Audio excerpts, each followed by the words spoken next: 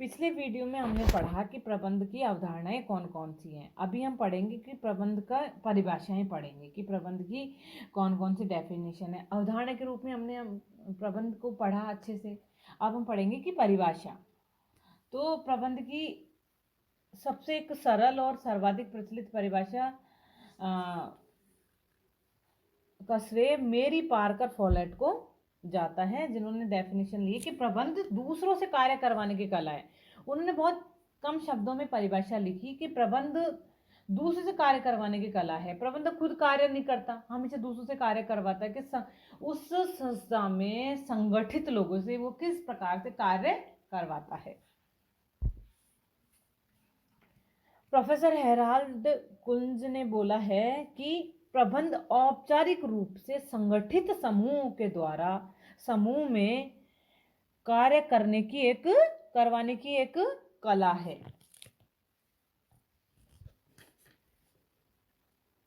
कहने का मतलब परिभाषा में यही कहा है कि लोगों से प्रबंध क्या है, लोगों से कार्य करवाने का एक साधन है। किस तरीके से कार्य करता है, तो हम ये कह सकते हैं कि प्रबंध परिवर्तनशील वातावरण में किसी संस्था के कार्य के नियोजन, संगठन, निर्देशन एवं नियंत्रण की तथा संसाधनों के उपयोग की एक ऐसी प्रक्रिया है, एक ऐसी प्रोसेस है जिससे उस संस्था के उद्देश्यों को हमें कुशलतापूर्वक एवं प्रभावी तरीके से प्राप्त कर सकते हैं। प्रबंध कार्य की कला एवं विज्ञान को हम ठीक से समझने के लिए हमें कुछ प्रबंध के कार्य को समझने की बहुत आवश्यकता है। तो प्रबंध के 4 आधारभूत कार्य होते हैं। वो आधारभूत कार्य कौन से होते हैं? नियोजन, संगठन, निर्देशन एवं नियंत्रण। किसी भी संगठन को अपने उद्देश्यों को प्राप्त करने के लिए सबसे पहले प्लानिंग करनी पड़ती है, नियोजन करना पड़ता है। फिर उस प्लानिंग को एग्जीक्यूट करने के लिए हमें एक संगठन की आवश्यकता होती है। हम उस प्लानिंग को एग्जीक्यूट करने के लिए किस तरीके का संगठन का निर्माण करें, ये दूसरा और महत्वपूर्ण कार्य है। तीसरा निर्देशन। हमने प्लानिंग अच्छी बना ली, हमने संगठन बहुत अच्छा बना लिया, पर हम उस संगठन में काम करने वाले व्यक्ति को किस तरीके से निर्देशित करते हैं, उसको हम किस तरीके से आदेश निर्देश दे सकते हैं। तो तीसरा और महत्वपूर्ण कार्य है निर्देशन। चौथा और अंतिम कार्य है नियंत्रण।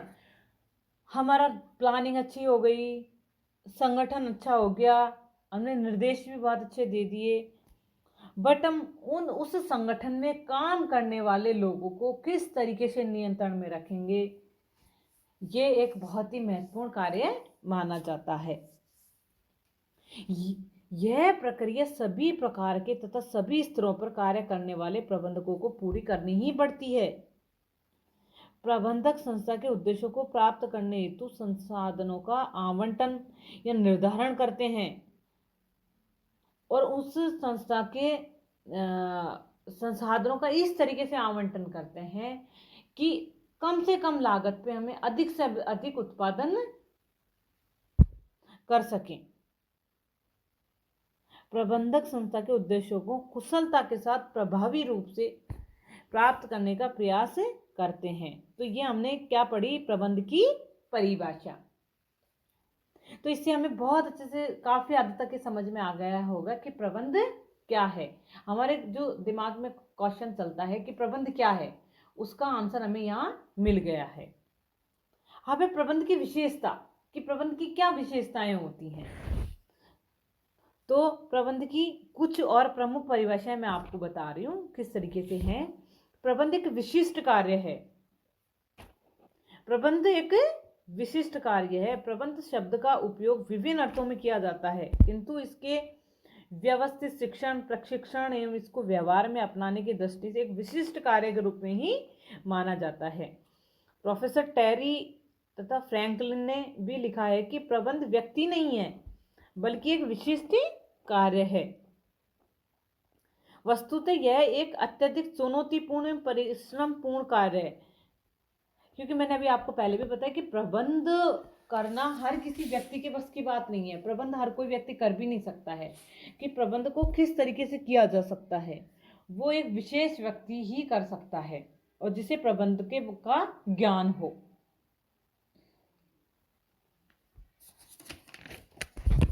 मानवीय क्या कार्य, प्रबंध की दूसरी विशेषता क्या है? मानवीय कार्य।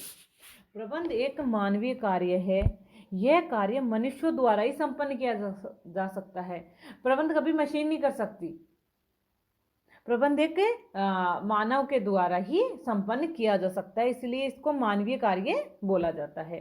प्रबंध कार्यों में यंत्रों का उपयोग तो बढ़ा है, जैसे यंत्रों का उपयोग, जैसे टेक्निक्स बहुत बढ़ी है, जैसे कंप्यूटर हो गया। लेकिन कंप्यूटर को फिर तो हमें ही करना पड़ेगा, कंप्यूटर खुद तो आदेश दे नहीं सकता। कंप्यूटर कभी मानव का स्थान नहीं ले सकता, इसलिए इंपॉर्टेंट है इंसान। एक प्रबंधक विशेषज्ञ टेरी ने ठीक ही लिखा है कि प्रबंध में कंप्यूटर से सहायता प्रदान तो जरूर हो जाती है, किंतु कभी भी इंसान का स्थान नहीं ले सकता है। थर्ड जो इसकी विशेषता है वो है मानवीय संगठनों के प्रबंध का कार्य। प्रबंध मानवीय संगठनों का ही है, पशुओं का संगठन नहीं होता है। कहने का मतलब हम प्रबंध मानवों का ही, एक मानव के द्वारा मानव का ही प्रबंध किया जा सकता है। कि संगठन में जो लोग रहते हैं, जिनसे हम काम करवाते हैं, वो भी मानव होते हैं, और जो दूसरों से काम करवाता है, जो प्रबंधक हम जिसको बोलते हैं, वो भी एक मानव ही होता है।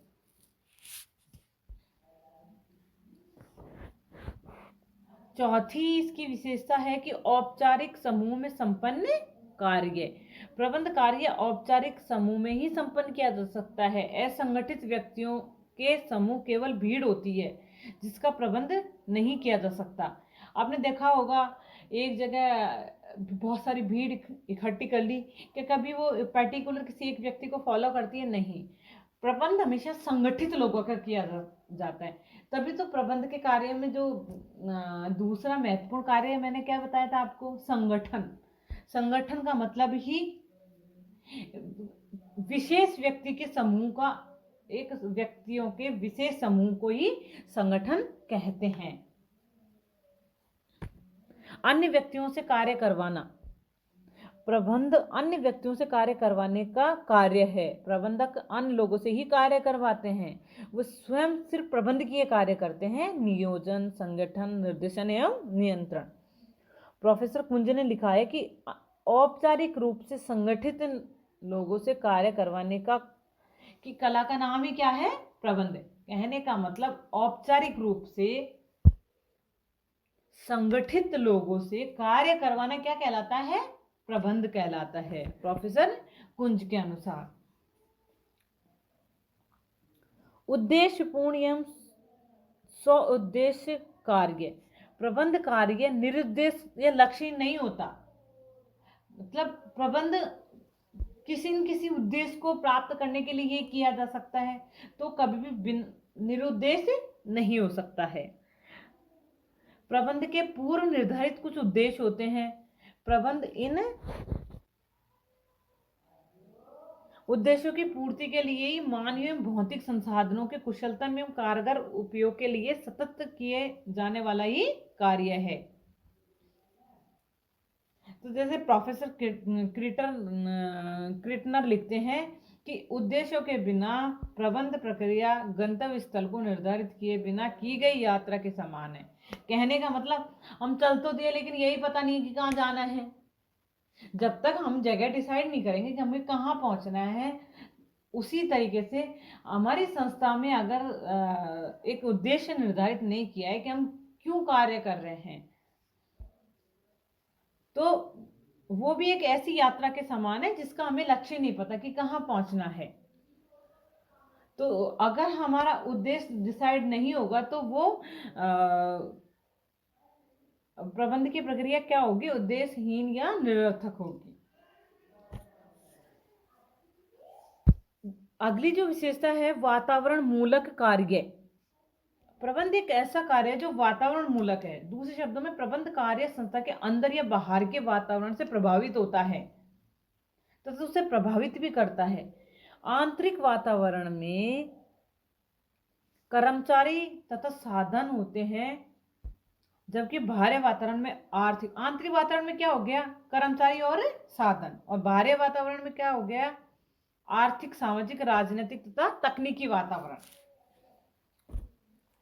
यह संपूर्ण वातावरण एवं प्रबंध कार्य एक दूसरे को परस्पर रूप से प्रभावित करते हैं, किंतु ध्यान रहे अकेली संस्था या उसके प्रबंधक बाह्य वातावरण को बहुत सीमित रूप से ही प्रभावित कर पाते हैं। अगला जो विशेषता है वो सृजनात्मक कार्य।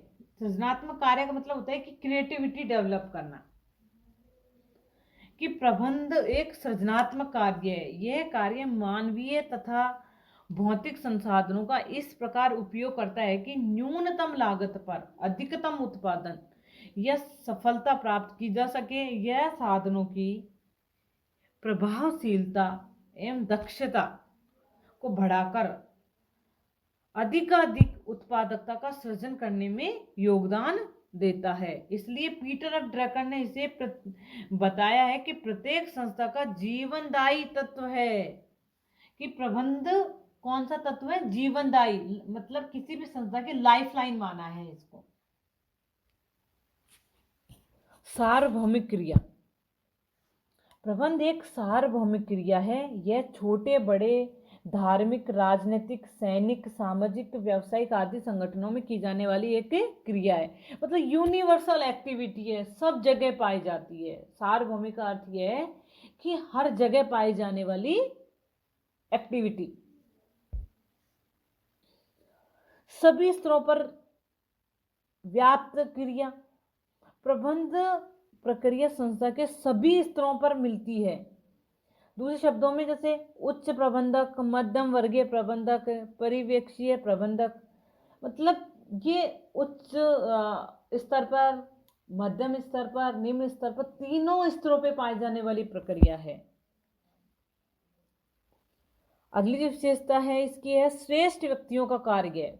प्रबंध कार्य समाज के श्रेष्ठ या विशिष्ट व्यक्तियों के द्वारा किया जाने वाला कार्य है। ऐसे व्यक्ति विशिष्ट ज्ञान एवं अनुभूति वाले व्यक्ति होते हैं।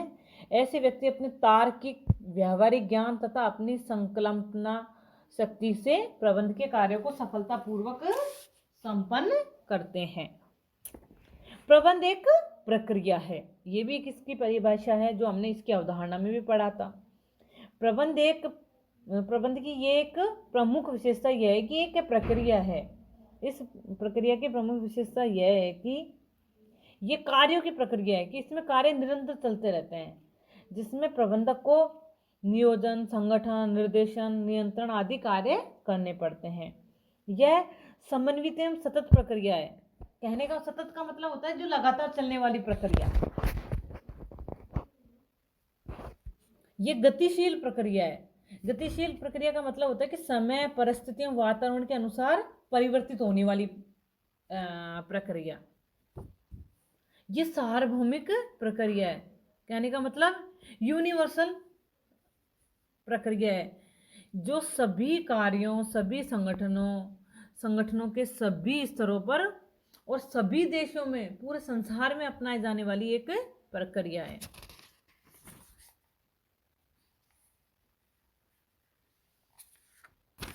अगली है पदानुक्रम प्रक्रिया, कि प्रबंध दूसरे से कार्य करवाने के लिए पदानुक्रम व्यवस्था बनाते हैं। कि दूसरे शब्दों में प्रबंधक दूसरों से कार्य करवाने हेतु अधिकारों को अपने अधीनस्थों को सौंप देते हैं। जो व्यक्ति जिस कार्य को करने में ज़्यादा कुशल है उस व्यक्ति को वो कार्य दे दिया जाता है। अगला है सामान्य सिद्धांत। प्रबंध की एक ये भी विशेषता होती है कि इसके कुछ सामान्य सिद्धांत होते हैं और उन सामान्य सिद्धांतों के आधार पर ही प्रबंध की प्रक्रिया को किया जाता है। निर्णय का मतलब होता है डिसीजन मेकिंग, कि प्रबंध में हमेशा कोई ना कोई निर्णय लिया ही जाता है। प्रबंधक जो भी करता है निर्णय द्वारा ही करता है कि प्रबंध की विशेषता है लीडरशिप, नेतृत्व। एक अच्छा नेता ही एक अच्छा प्रबंधक बन सकता है ताकि संगठन के सभी लोग उसको फॉलो करें। समन्वय प्रबंध का सार। प्रबंधक के में ये माना जाता है कि अगर संगठन में हमने बहुत अच्छी प्लानिंग कर ली, बहुत अच्छा संगठन बना लिया, बहुत अच्छा डायरेक्शन भी दे दिया, कंट्रोल हमारा बहुत बढ़िया है, बट हमारे संगठन में अगर कम्युनिकेशन, एक तरीके से कोऑर्डिनेशन हमने नहीं डेवलप किया, तो हम एक अच्छा प्रबंधक नहीं बन सकते। हमको लोगों के बीच में कोऑर्डिनेशन बनाना ही पड़ेगा, इसलिए समन्वय को प्रबंध का सार बोला गया है। हेनरी फ्योल के अनुसार समन्वय को प्रबंध का सार कहा है।